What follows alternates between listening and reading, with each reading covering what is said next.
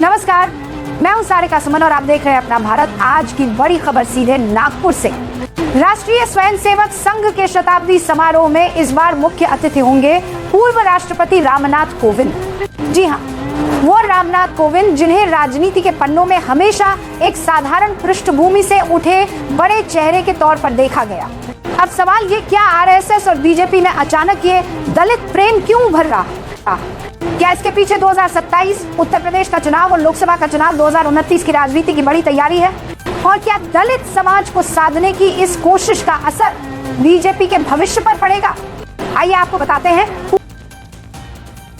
RSS इस साल मना रहा है अपनी स्थापना के 100 साल।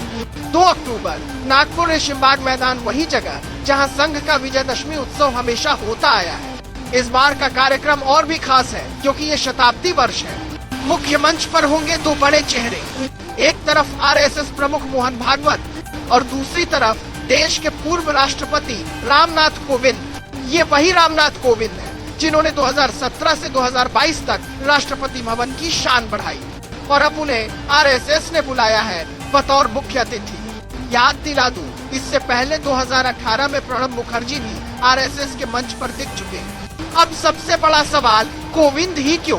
दरअसल बीजेपी और आरएसएस की राजनीति में दलित कार्ड हमेशा से अहम रहा है। पिछले चुनावों में बीजेपी ने दलित नेताओं को आगे बढ़ाकर बहुजन वोट बैंक में सेंध लगाने की कोशिश की और अब जब 2024 का लोकसभा चुनाव करीब है तो बीजेपी को दलित समाज की नाराजगी का भी डर है।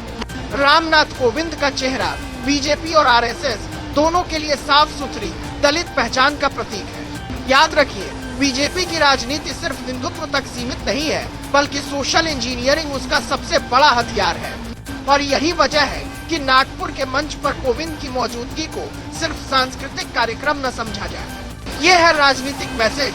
बीजेपी दलित समाज को अपने और करीब लाना चाहती है। ये पहली बार नहीं है जब बीजेपी ने इस तरह का प्रतीकात्मक संदेश दिया हो।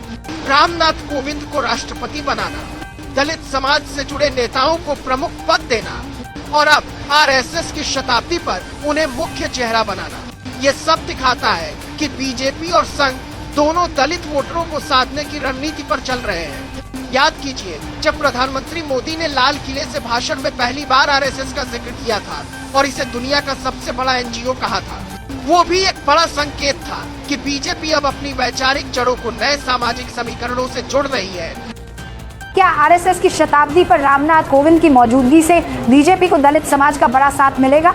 क्या बीजेपी का ये दलित प्रेम सिर्फ राजनीतिक रणनीति है या फिर वाकई में एक नया सामाजिक बदलाव का संकेत? एक बात तो तय है, नागपुर का ये मंच सिर्फ एक सांस्कृतिक उत्सव नहीं बल्कि आने वाले चुनावों की राजनीतिक धड़कन बनने जा रहा है। अब देखना ये होगा कि दलित समाज इस संदेश को कितना स्वीकार करता है और बीजेपी की राजनीति को कितना मजबूत बनाता है। नमस्कार।